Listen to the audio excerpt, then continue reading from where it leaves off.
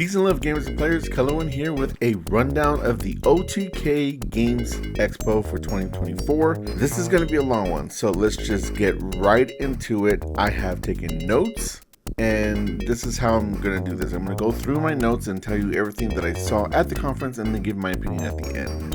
This is going to take a while, which, by the way, I am now calling these longer episodes of Colorwind News Special Report. So this is very much a Colorwind News Special Report because, oh boy, this presentation was 3.5 hours long. It pretty much kicked off the summer of gaming kind of events and everything. Summer Games Fest, however you want to label it. Technically, Summer Games Fest is its own presentation with Jeff Keighley, but this is just seen as Summer Game Fest season now.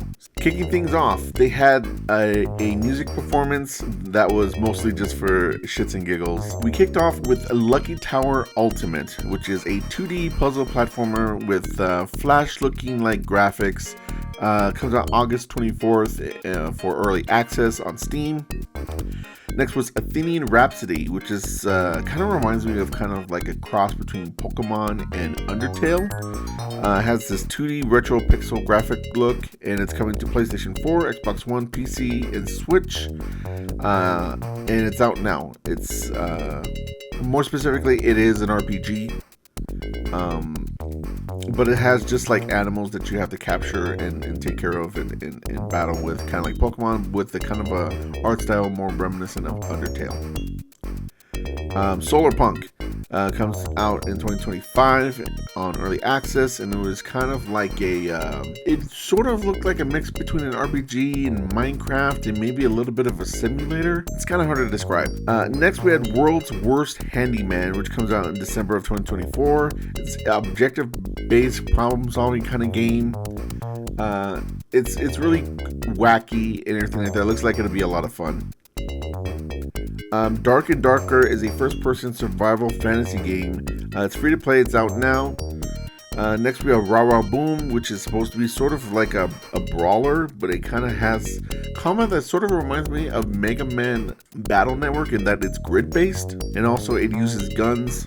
Combo Devils is a fighting game that's kind of like a platform fighter, similar to like Smash Brothers and stuff like that, which we also saw a couple of games that look like that. Big Boy Boxing is a Punch-Out inspired fighting game. Comes out on Steam. Smack Studio is another platform fighter that's similar to Smash Brothers, except that it's also a game editor, so you can edit the stages, you can edit the characters. It's got like 2D pixel graphics, and it comes out on July 2024. It is currently in early access, but it's leaving early access in July. Atomic Picnic is this PvE kind of like Risk of Rain looking Fortnite's looking game. The playtest is out now, and you can check that out. Claws and Chaos, fall 2024 is when that's supposed to come out. It's got asynchronous PvP gameplay as well as a single player campaign that you can go through. Kind of looks like kind of a strategy RPG looking kind of thing. Rumble Club, which is currently out, is now going to have a season 2, which has a fantasy theme. The Rumble Pass they have redone, and that comes out on June 24th. Rumble Pass is basically the version of a battle pass. Splody is a 2D sky-scroller platformer that's supposed to be kind of difficult and kind of like almost puzzle-like in nature. Kind of reminds me of like the real Twitch really quick platformers with short stages a la Super Meat Boy. Although some of the mechanics kind of remind me more of something like Celeste. It has pixel graphics. It's out now, and basically you have to explode yourself in order to actually jump. So the only button that you're actually using is to jump, or to throw bombs, and then those explosions from the bombs can catapult you in the direction you need to go, as well as take out stuff around the stage to make a path for yourself. Dwarven Realms is an ARPG that's in early access. It's an ARPG, it's the Diablo-like. Akatori is a platformer side-scroller looking thing. Looks good. It just looks like a platformer though. And Screenbound is a platformer where it's got this very interesting thing where you are a character who's playing a game on like their handheld. It looks like a Game Boy. Meanwhile though, around you is another game that you yourself, the actual player, is playing, but you have to use the screen of the Game Boy in order to figure out what you need to do in the outside world. So it's sort of like a meta game within a game.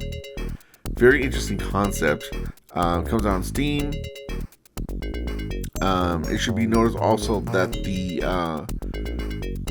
layout of the two games are different, in that the game that you're playing on the handheld device is 2D, whereas the world around you is 3D. Very interesting.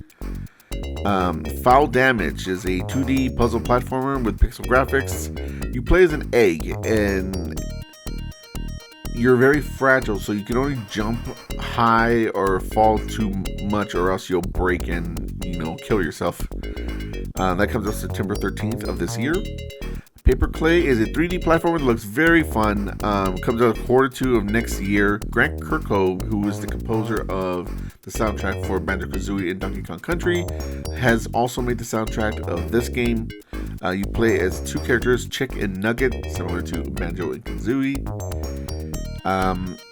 And the whole art style kind of has like a cardboard and clay kind of look to it, which is why the game is called Paper Clay. Unrooted is a 2D platformer that comes out August 2nd. I don't remember what they really look for. They only had a trailer that was a quick teaser. It had sort of a cool art style, but I don't really remember beyond that what it really was. Timmy Swarm is an online co-op action game that looks a lot like it has stuff in common with Vampire Survivor. So it's you top down, shooting down a whole bunch of enemies that just swarm you. That comes out in 2024. Vin Defiant is an objective-based action game where you have to go around killing people. You play as a guy who just got fired. It's a full platformer, but it's really objective-based in that you're trying to kill people. It's just that there's things trying to get you sometimes, and you usually use platforming in order to get away from that. Freaked Fleep, which is a very interesting name, is a rhythm-based talent action game. Kind of reminds me of Crypt of the Necromancer, Necro Dancer, excuse me. It's got a pixel art style, but it's also very kind of like anime influence, and you have characters that you can romance and stuff like that. So I'm sure the audience for that will be very happy with it. Rogue Labyrinth comes out January of 2025. It's a top-down action roguelike. Resembles Binding of Isaac in its gameplay. It's very colorful, though it's not dark like that game is. And basically, you're clearing out rooms and everything, and then you get your upgrades and everything, similar to like most roguelikes, like Hades and stuff like that. They had a quick section at this point where they showed off some people who were for hire developers, which just shows how sad the state of the industry is, and that we need to promote people to be hired. Be My Horde is a Vampire Survivor clone where you control like this Mistress of the Dark, and you get a whole bunch of minions to pretty much do your bidding and kill off a whole bunch of people. In a Vampire Survivor, a whole bunch of enemies coming after you kind of style. That comes to early access on June 18th. Cozy Dungeons, first of a few cozy games where you manage your land, you build stuff. There's a little bit of combat and everything like that. In this regard, it's Cozy Dungeons, so you're building dungeons for ogres and like evil looking creatures and stuff like that. Pioneers of Pagonia has a new update. Once again, this is a build cozy game where it's kind of like strategy like in that you get to build stuff, forge for resources, forge certain stores and stuff like that, so you can build weapons and everything like that. There is combat in this game. In the comments, kind of like a strategy game. There's trading, diplomacy, stuff like that. Think your Civ 4. Very much in the realm of a 4X, although it doesn't quite go that far because it's trying to be, very cozy and more relaxed. Its mining update is going to be coming in June of next year, so full, year ahead of time that we're hearing about this. Baltic Folk is a 2D stylized cozy game with cooking and designing of your house and stuff like that. Just Crow Things is pretty much Untitled Goose Game, or the more recently released Little Kitty Big City, except you're playing a crow, and there's some objectives that you can do. That comes out in 2024. Astral Throne is a turn-based strategy RPG that comes out in Q4 of 2024. It looks really cool. It reminds me of Shining Force. The strategy battles are grid-based, similar to that old game. I guess Fire Emblem would also be another comparison, or Advance Wars. Control-Alt-Delete. I was quite confused by this game. It's objective-based. It also is coming out on Xbox One, Xbox X and S, PS4 and PS5 and Switch, as well as PC. You play as an AI main character. I don't understand what the gameplay is. I was looking at this and it seems like you're going to be doing something and you're playing like this AI and sort of like a robot, but I don't get what it is you're supposed to be doing.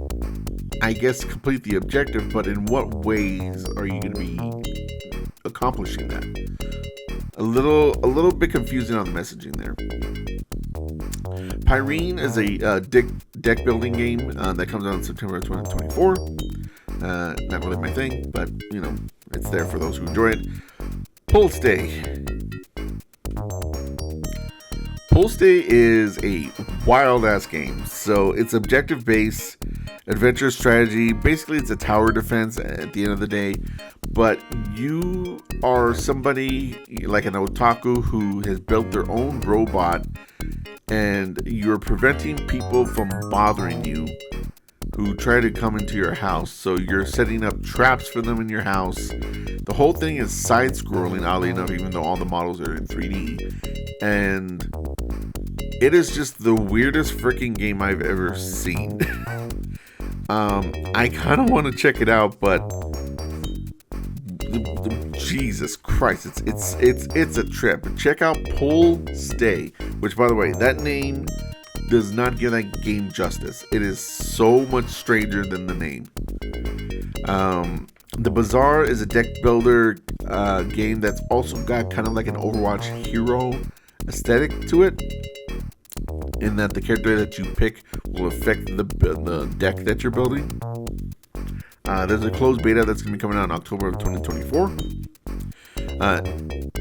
Inotria, the Last Song, is a Souls-like action RPG, and it's got, basically everything that you want from a Souls-like parries, multiple skills and spells and everything. But the real big hook of the game is that you can switch between different builds. So if you have a magic build that you've been going with, you can just switch over to a more melee sword based build, and then you can switch over to even a third one where it's more quick thief kind of looking deal, and you can just be constantly switching between them depending on whatever it is that the game is asking of you at the time. Very interesting, kind of cool. There's also supposed to be kind of like an Italian kind of like respect within the game, and that's supposed to be respecting the city or not city, but the country of Italy. I'm gonna be perfectly honest, I don't really see that, but haven't played the game yet. But a very interesting looking game. It's coming to Steam, PlayStation 5, Xbox Series X and S, and on Epic Game on September 19th, 2024. Maybe this is the next Lies of P. I don't know. This looks very, very interesting. Haunted Pass is a cute kind of horror game. It's coming to Steam. You play as dogs looking for their missing owner. and they stumble into, I guess, a haunted house. Or maybe it's just not haunted, but rather just overrun with monsters, depending on how you want to look at it. Broken Lore Unfollow is a Japanese horror game focused on social media and having anxiety and terrors from people who have bullied you and that kind of thing. It features content creator Susie Hunter as a voice actress who, if you know of, is great. So nice to see her getting more work. Finding Frankie is a horror game set in an amusement park. Kind of reminds me of Five Nights at Freddy's, quite frankly. Except you're walking around. So I guess it's actually more like a Little Neighbor. There's some other horror game out there that I'm forgetting right now that it's more like. Saboris is a horror game where you play as a chicken that's inside of a slaughterhouse and you're trying to escape. Very interesting. While I was watching, I was just thinking like, oh, this is a horror game for like vegetarians.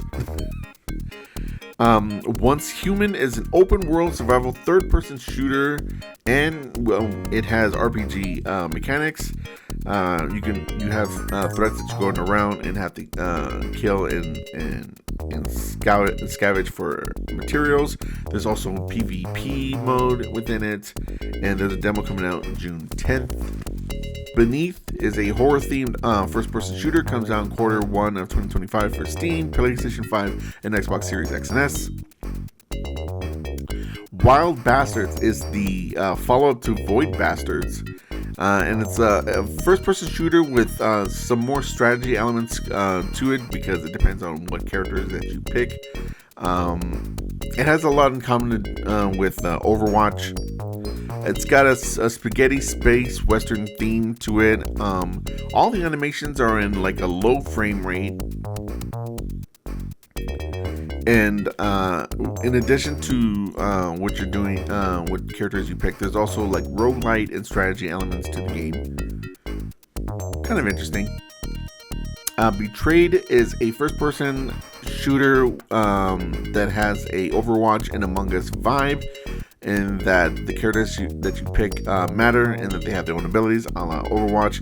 But one of you is a traitor, or maybe even two of them, I believe, and you're not aware of who is who. I believe it's each team has their own traitor, so one of the players that you're working with is actually working against you. Very interesting. You have two different modes of 3 to 16 players in one match, and it's also got ragdoll physics. Wizardom Episode 2 is coming out, and the game looks kind of like Minecraft. It's kind of like a boomer shooter, your kind of Quake, Doom looking thing. You play it now, early access. It's in early access right now, rather, and it comes out of early access later this year. It looks really fun. I don't know how original it is though, because there are quite a few boomer shooters coming out right now. Diabolical Rogue is a FPS where you play as a robot, and it's all very colorful. Once again, it also looks like it's inspired by Overwatch. It's in early access now. It has some roguelike elements. I believe they have a MOBA mode planned in the future where you'll have lanes and everything that you have to go through. Quite aspirational. It's got two modes, 4 versus 4 and 16 versus 16. Low Life Forms is an RPG shooter, third person. It's got, once again, kind of like a last one to live kind of thing. You're like, you know, Fortnite or whatever. It comes out on Epic Game Store. Project Honor has been fully revealed as Legacy Steel and Sorcery. It's an action RPG. Comes out on Steam. It's going to be in early access at the end of the year. This game straight up looks like Kingdoms of Amalur: Reckoning to me, like almost to a T. It maybe has a little less color in its art style, but other than that, it just looked like, hey, this is the rough build of the next game in that franchise. That's literally what it looked like. There was a thing for Mikoverse, which is Code Miko, who is a virtual streamer. She has a social game you can go and check out. There was an ad for that. And then finally we had a quick run through 3 games, which was OTK's Asmongold going through his favorite games. Bridgeborn, which is sort of a top-down action RPG similar to like Diablo. Once again, it's an ARPG. Roguelite is a Souls-like that's in 2D and has kind of like the art style of QWOP with like all the movements and the heads moving kind of like individually of themselves. And then we had Peppered, which was a platformer where you pretty much have one chance to do everything in the game, and if you fail, well then you fail and you have to pretty much start all over. And that was the entirety of the OTK Games Expo for 2024. I have very mixed opinions on this presentation. For one thing, I'll start with the positives. A lot of the stuff that they showed off, a lot of these indie games seem very interesting. There was actually a lot of good stuff here. A lot of stuff that I would really like to check out, both because they look innovative and also because they just looked really fun, even if they weren't like changing the landscape of games or anything like that. I especially liked the platformer Paperclay. That looks like just like a cool traditional 3D platformer in the vein of like Spyro the Dragon or Banjo-Kazooie or something like that. And it just looks like a cool, easy time that would be just really chill, and it just really appealed to me. At the same time though, this fucking presentation was 3.5 hours long. They needed to cut things, or they needed to break it up into parts. Like, they literally should have broken it up into like 3, maybe 4 parts, because that was way too long. Absolutely way too long. To the point that at one point I was watching another streamer actually co-streaming it, and they left because they had other stuff to do. It was too much. It was just way too long. Summer Games Fest, the presentation that's going to be coming up a little bit later, is not even going to be that long. It was ridiculously long, and they should have just broken it up. Not to mention that they would have given some of those games better coverage, and some of them really do deserve it because they had a lot of interesting things here. Some of the other stuff, the presentation side, I think needs work. There were a lot of like glitches and like hang-ups in the presentation. People not saying their lines, people not switching over to gameplay, people not switching over to the trailers, just stuff like that. So they just need to kind of tighten that up. Other than that, it was actually a pretty decent presentation. It didn't feel fake or anything. They were kind of doing silly jokes, but they were having fun with it. Overall, I guess I'm positive on it, but it's just the one thing that drags the whole thing down is that it was just too fucking long. Way too long. There were a lot of games. It would have been acceptable if that presentation was a half an hour to 45 minutes. And if you have more games that you need to showcase, just do another one. Make like 4 45-minute or so presentations. That would have been way better. But that's the rundown of the OTK Games Expo. Let me know in the comments what you think about this presentation, if you're going to be checking out any of these games that I gave you the rundown for, and follow for more gaming news.